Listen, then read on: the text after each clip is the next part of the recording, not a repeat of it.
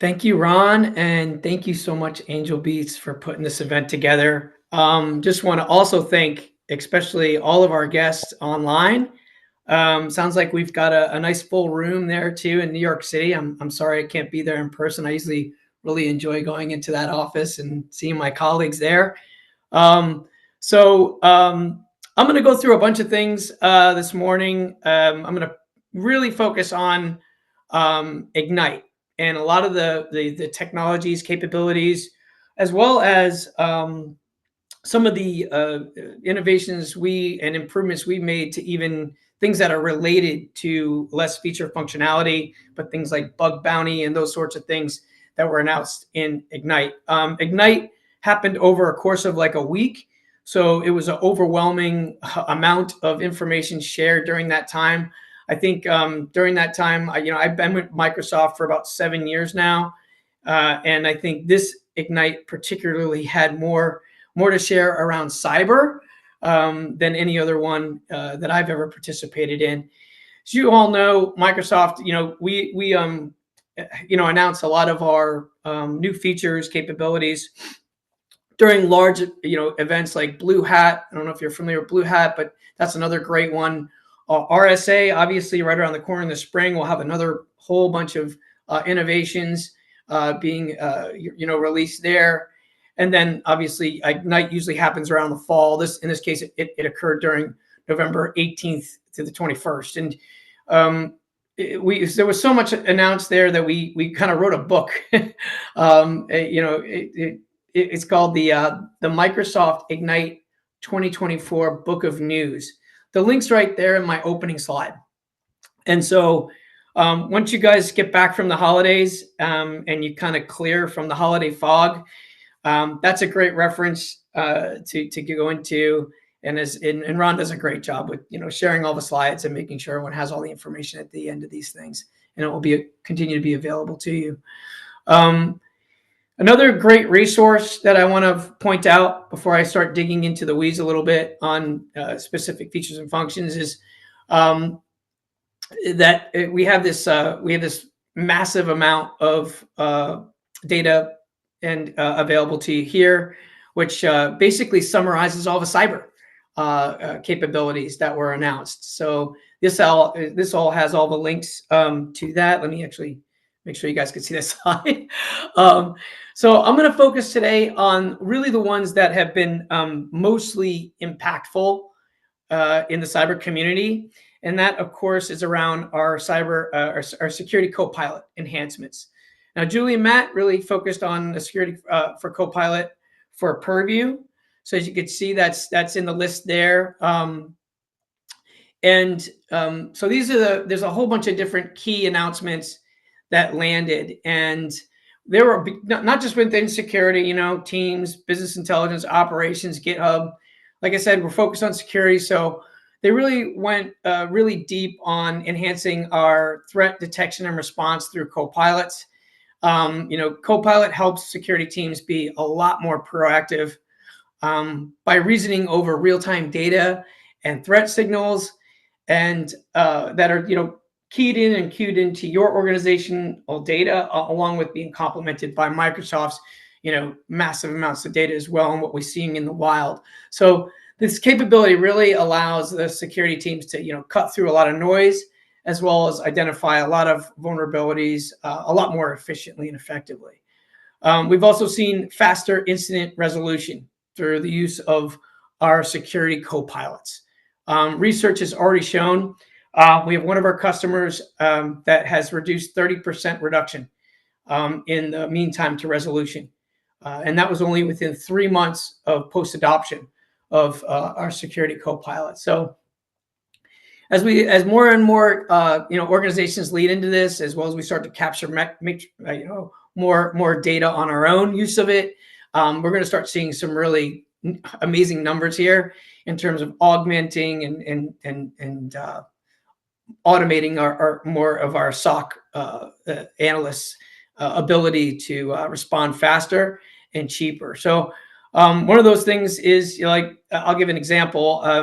So Security Copilot enables a lot of junior staff to perform more, advanced, tasks. And I'll give an example because I have my own personal use of it. Early on, when it was first being introduced, I was building a workbook that was actually focused on the Department of Defense Zero Trust Strategy.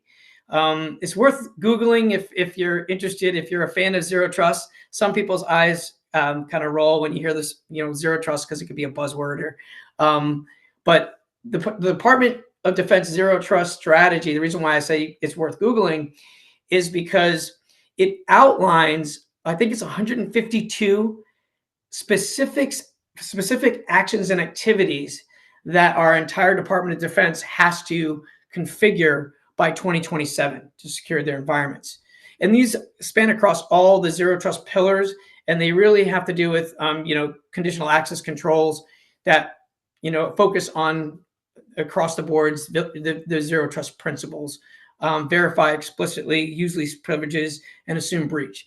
So really cool thing there that I was building a workbook that that's in Sentinel. It's in the Content Hub.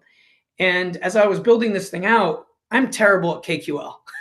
So our Sentinel SIEM tool, or platform, I should say, really relies on KQL to be a real power user and really start to, search for needles in the haystack. And pretty much every SIEM tool on the market relies on their own search processing language. Like Splunk relies on their own proprietary SPL language, which is like a cross between SQL and Bash. And if you're terrible about these languages, I mean, it's kind of like learning it could equate it to learning like a foreign language. Like if I were to try to learn Chinese in a year, that would be stretching it. It's a difficult language to learn, and it would take me a long time to be proficient at it. Immediately, I could be somewhat proficient at KQL just by using Copilot, and I use natural language.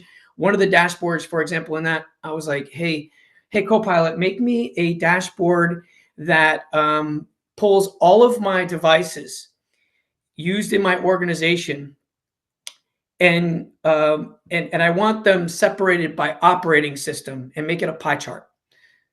And so I would just cut and paste the KQL, put it into Sentinel Hunting, and I got this beautiful pie chart that I added to an automation, created an automation in the workbook. So because one of the requirements is to create a device inventory. So anyhow, that's just one very simple example of how KQL is kind of changing the game. I mean, not KQL, but Copilot, and it is changing the game in terms of really simplifying a lot of the kind of what we saw as much more difficult tasks in our Security Operations Center. And actually, this list here is more thorough. These are a lot of the cool announcements that were made public during Ignite. And a lot of them are cyber prompts used by our security ops centers, built by ourselves as well as partners.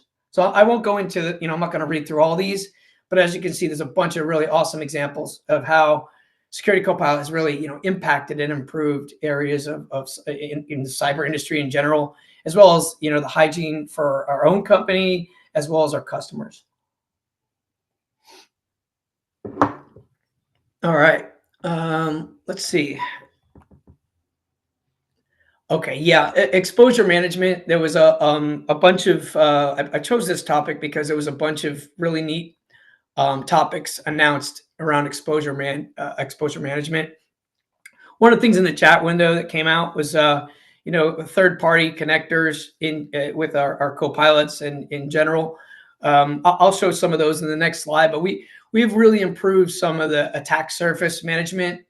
Offering, a much more complete and continuous view of the organization's attack surface, which really has enabled teams to fully kind of explore, vulnerable assets, uncover interdependencies of those, monitor exposure across the entire digital estate instead of doing it in silos. We've also made some great improvements in terms of attack path analytics. AI has been able to take it a step further by, enabling teams to visualize and prioritize, high priority attack paths, across the environment with, a specific focus on and identifying those critical assets. And those critical assets can change on the fly. They could change it day to day. They could change by user and so forth. So much more dynamic way of identifying those. And then a unified exposure, more unified exposure insights have been improved to give decision makers more clear views of the threat exposure they're having on a changing landscape, a day-to-day changing, hour by hour changing landscape, and helping in that regard, which has overall helped security posture as well as overall hygiene of our customers and ourselves there. Some of those new data connectors are ServiceNow, Qualys, Rapid7, Tenable, Wiz is in purview, a preview rather, and then Palo Alto Prisma is also, I think, in preview. It might soon to probably be generally available.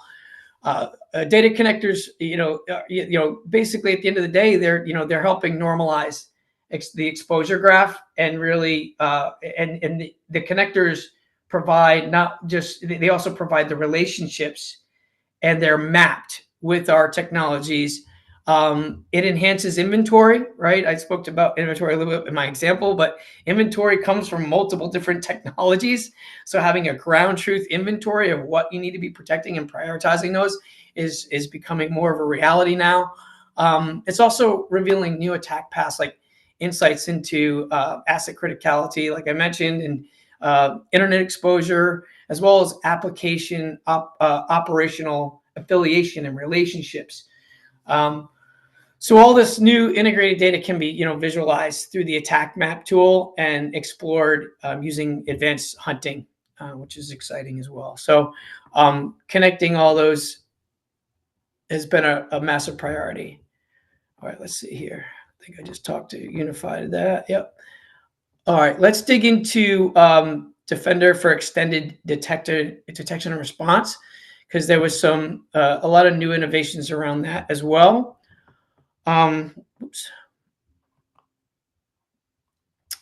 So we've made some improvements in terms of not having multiple agents to deploy with our extended detection and response capabilities.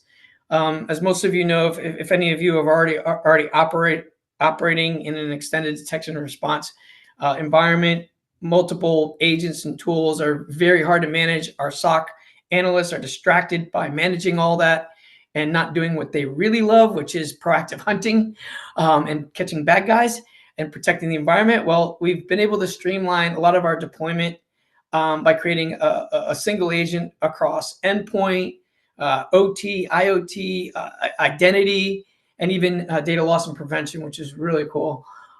We've also made a lot of improvements to make it easier to manage your sensors.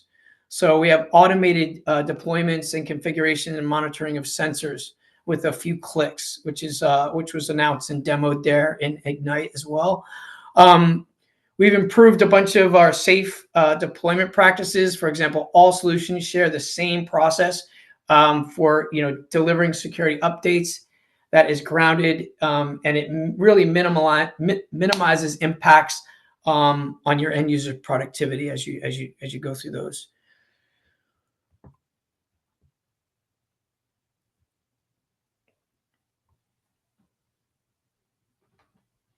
All right. Another platform that had some really critical or key announcements. We've expanded our granular threat identification within our Office 365 Defender. So classifying threats by type, intent, and severity have been added. We've improved incident analysis. So we've got a lot more real-time classification that really helps analysts build custom detections and makes it a lot easier to prioritize high-risk incidents, which obviously speeds up and lowers the breach risk at the end of the day for our customers.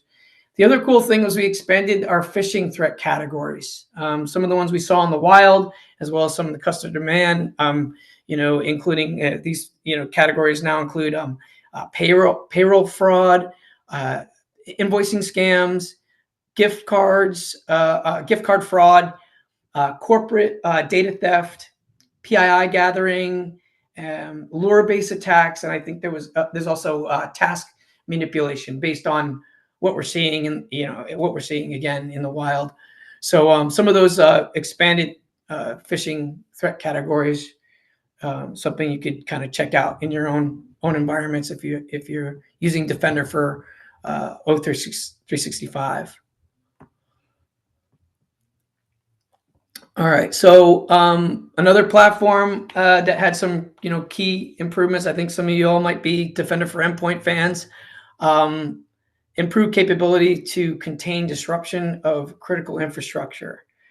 This was really some really cool capabilities around protecting your assets like domain controllers and servers. Always been able to do that, but now we can fully contain the attacks and while leaving those critical assets operational. So this is super interesting and a bit of a game changer. One of the ways we're able to do this is the service basically identifies, malicious connections running from or to those assets, and then granularly blocks the activity itself, while otherwise keeping, that asset running as usual. So, that's kind of a really cool capability. I don't know if some of you might have had critical assets, affected. There's a totally, shutting them down for days and even weeks. We've kind of moved away from that. And so for example, an attacker, if it establishes maybe like an RDP session, we can automatically disable them while the server itself, remains operational. It's just one of many kind of examples, common examples. And then, last but not least, our Defender for Identity platform had some really interesting improvements. Just a few of them. I won't read the slide, but the improvements to sensor management, I kind of hit on that. Automated tasks, including like deployment, configuration, monitoring of the sensors within your environments has gotten a lot more improved and automated. For example, one of the ways our customers, using ticketing systems for IT support, they can now basically automate and create tickets when your sensor version is outdated, and we could change those sensor versions in bulk.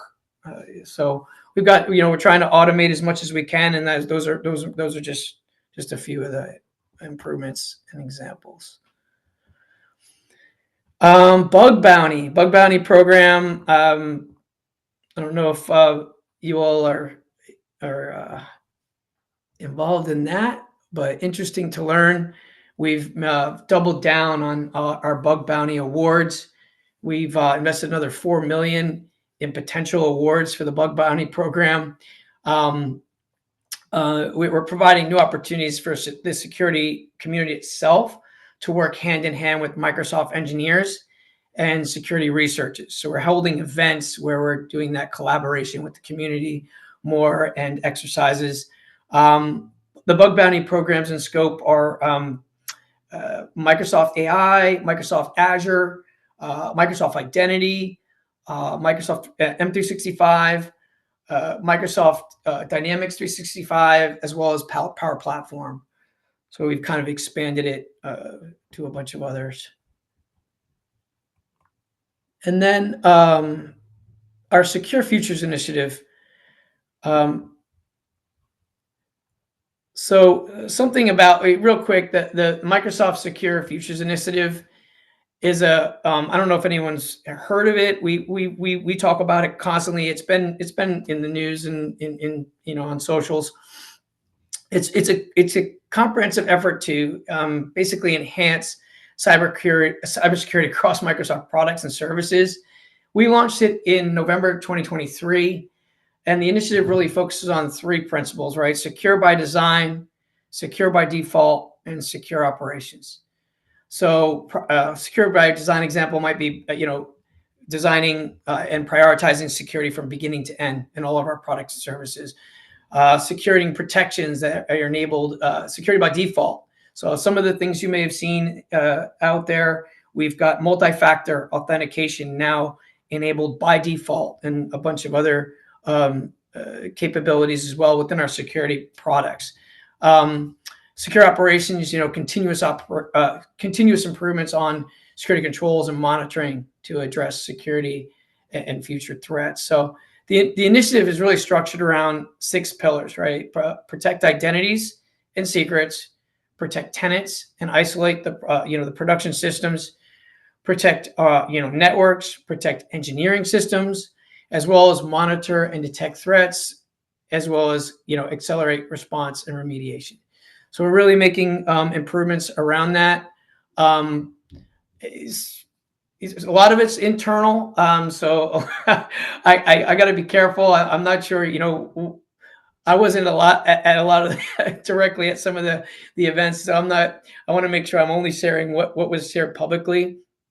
But we're doing a much better job in terms of we're publishing a lot more common vulnerabilities. I think 800 common vulnerabilities were CVEs were published, and then we've increased our level of nation state actor intelligence quite a bit. Not that we were behind there. We're actually one of the leading companies that does a lot of that. So our investments are doing great things and great things for the world as well, securing the world and making because we're a pretty large target. So as you all know, I think this is a slide I just compiled like a bunch of additional announcements so that you guys are aware of them, and some just good links to get some more information. Again, I scratched the surface on a lot of different topics in my presentation here, and I kind of did that by design because I don't have a lot of time to speak. But your Microsoft team that supports your organization can very easily dive into any of the topics I covered. So definitely reach out to the team that supports you. If they can't do it, they will go out and they'll find the right people to have the conversations with you all. If you have any questions or you want to deep dive on any of the topics I really just quickly went over and scratched the surface on. And I think that wraps it up. Let me just make sure that that's my last slide. Yeah, that wraps it up. Thank you so much, everyone, for your time. I appreciate everyone coming in person, so I couldn't be there, and I appreciate everyone logging in today.